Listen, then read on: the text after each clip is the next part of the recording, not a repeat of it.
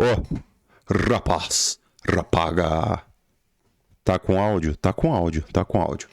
Depois de um longo e tenebroso inverno, cá estamos nós. Ó, nós aqui outra vez. Pois é. Eu sumi, eu falei que o Bitcoin estava parado, o Bitcoin estava chato, e quando ele voltasse a fazer algo interessante, voltaríamos.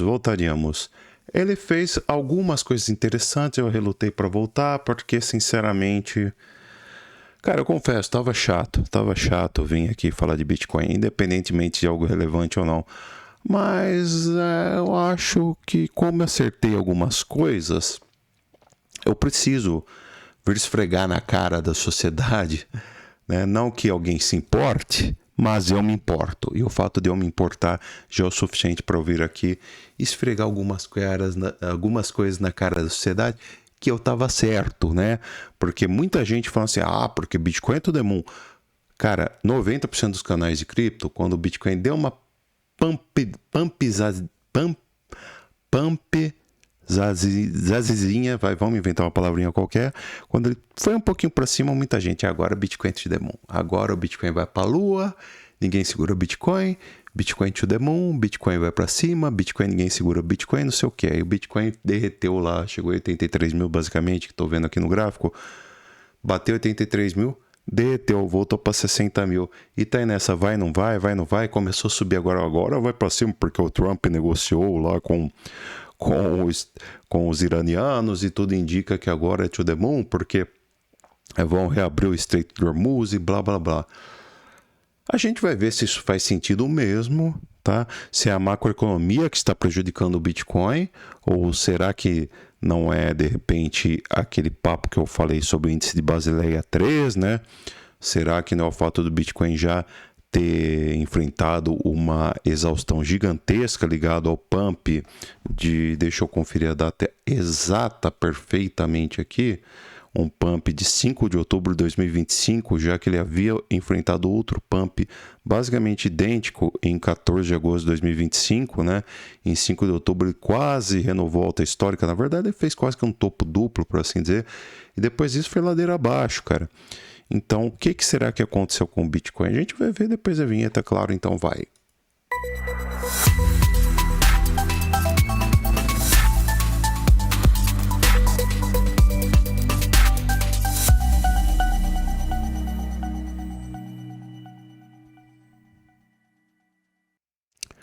Antes de qualquer coisa, já sabe, dá o seu like, se inscreve no canal se está inscrito e verifique se nas notificações que elas não tenham verificado ainda. Cogite fazer parte do nosso grupo free, link aqui embaixo na descrição, e cogite me seguir no Instagram, que o meu Instagram eu comento coisa pra caramba, cara, um monte de coisa que nada tem a ver com criptomoeda, mas assim, na boa, não vem ao caso, porque ali, cara, eu também comento muita coisa ligada à criptomoeda. Inclusive, a análise que eu vou fazer hoje eu já fiz lá no Instagram, tem uns 2 ou 3 dias, tá? E hoje eu basicamente vou repassar o que eu passei ali, tá? E além de fazer algumas outras análises aqui. Não vou analisar a macroeconomia, tá? Porque eu perdi muita coisa, eu vou comentar muito por cima aqui. Mas assim, para ser sincero, nem importa muito, eu já vou mostrar por quê. Enfim, passando bem rapidamente aqui. Nós tivemos a troca, né? Tem uns 2 meses aí, o Jerome Powell passou o resultado da última taxa do FONC, né? Que manteve basicamente a taxa de juros, né? Manteve a mesma.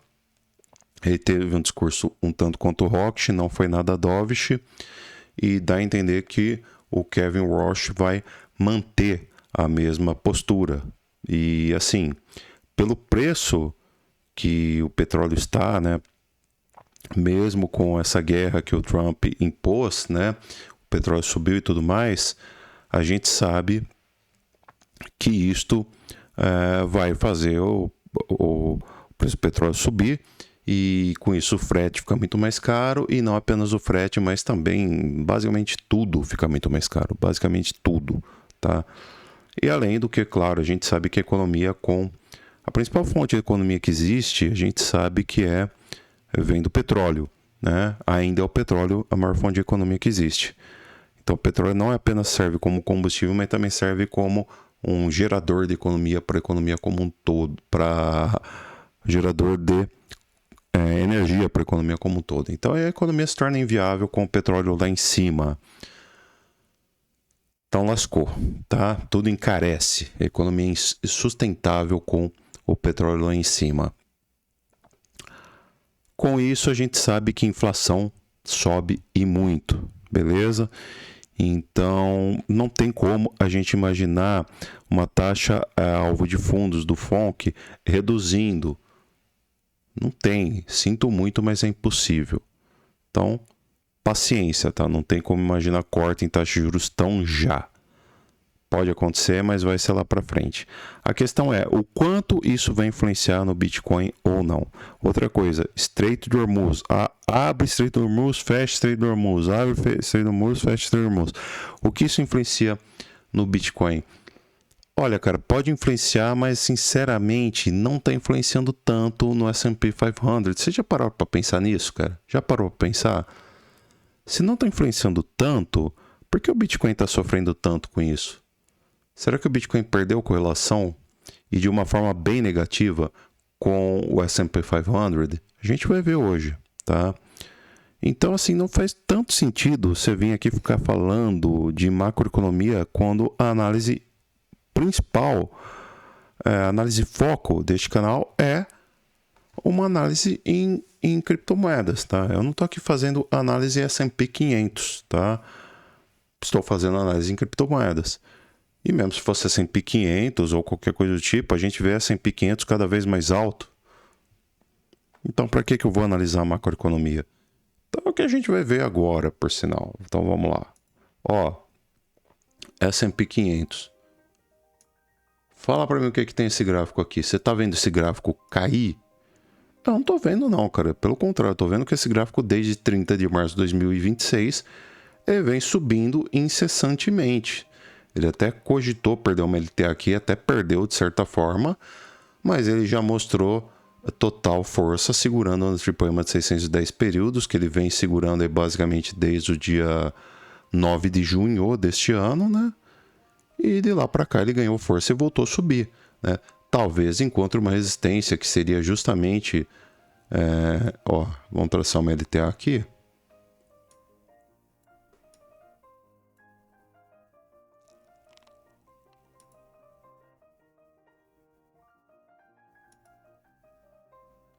E ainda assim, depende muito como você traça esse LTA, né? Mas tá, beleza. Ele pode encontrar uma resistência aqui. Justamente um toque dessa LTA que vai ser lá pra frente. Ainda assim, cara, se ele for encontrar uma resistência aqui... Pô, bicho, ele vai encontrar essa resistência lá pra final de junho, tá? Final de junho, por aí. Então ainda tem espaço para subir o S&P 500, tá? Mesmo com guerra, mesmo com o que quer que seja. Lembrando que o meu alvo estava lá para a faixa de 7.754 pontos. A gente está em 7.582. Então, cara, eu não imagino o S&P corrigindo tão já.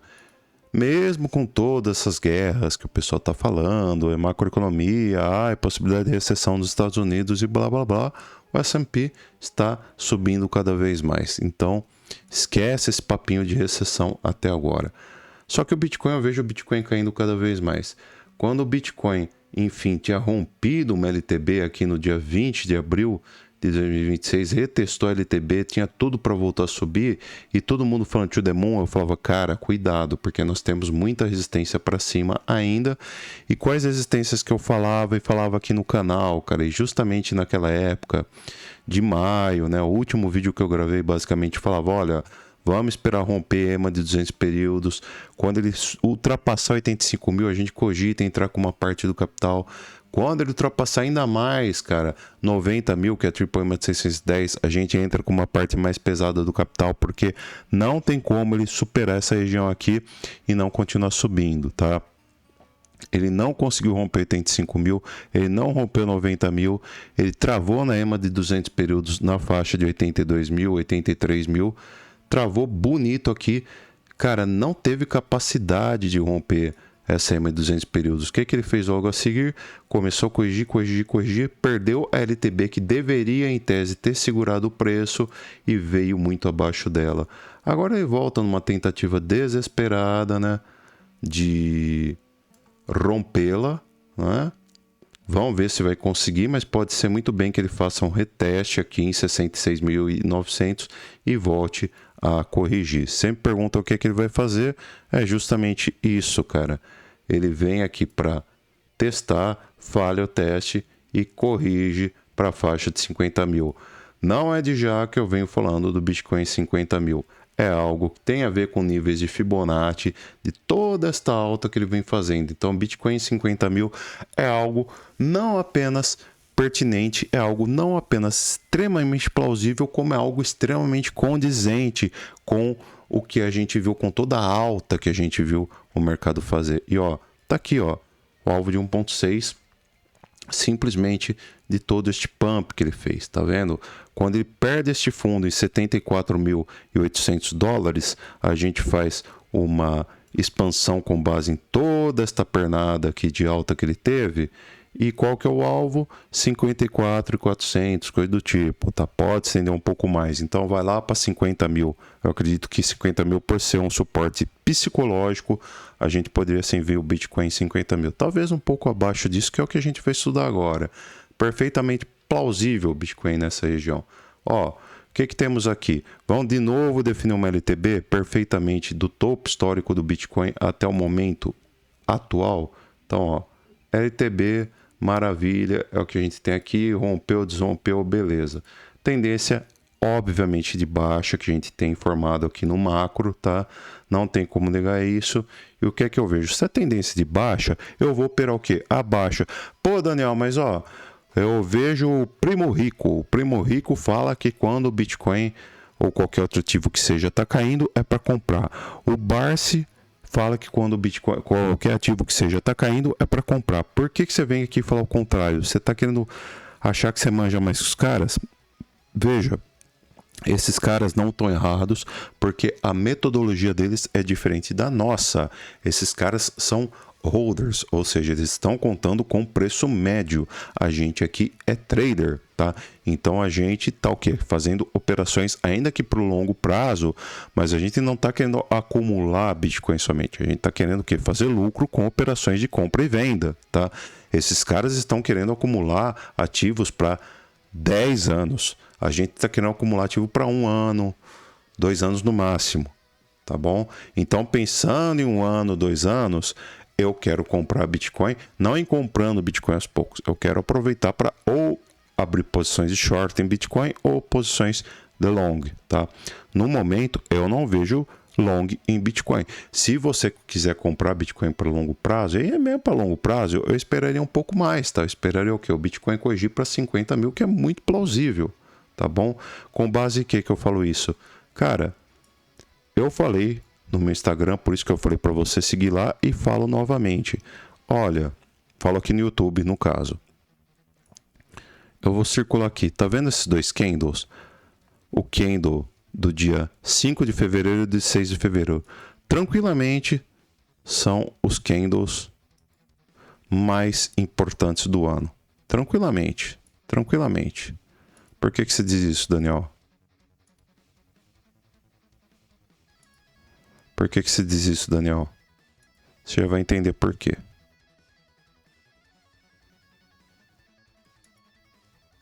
Tá vendo esse volume aqui? É um volume pesado de venda seguido de um volume pesado de compra. É o maior volume de compra que a gente viu em muito tempo, ó. Basicamente desde... Aliás, é o maior volume de compra de 2025. 2026 e 2025. Em muito tempo. Então o que acontece? É quando a gente viu o mercado passando de mão para quem não tem paciência e vendeu desesperado, para quem tem paciência e comprou de forma sábia. É por isso que o mercado subiu. Então quem comprou aqui e esperou para lucrar quase 14% vendendo, 16% basicamente vendendo na EMA de 200 períodos, tá? Então é a galera que fez lucro no Bitcoin. Já que é uma sequência de candle tão importante, eu vou trabalhar nesses dois candles. Então eu dou zoom aqui. E com base nisso, o que eu faço? Eu trabalho, eu cerco esses candles, crio um canal em cima deles, trabalho o FiMate em cima deles, tá? Canal de referência de FiMate para mim. Daniel, não é assim que o Marcelo Ferreira, criador da técnica, faz.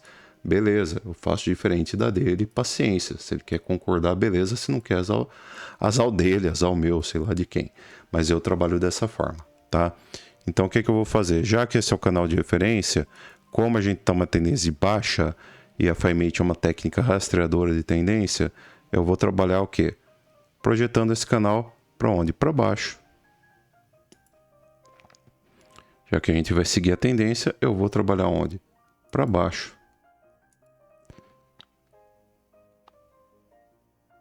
Acreditando no rompimento para baixo. Então, ó, assim que tivermos, veja, como a gente está no gráfico diário, eu quero ver pelo menos o mercado fechando um candle diário.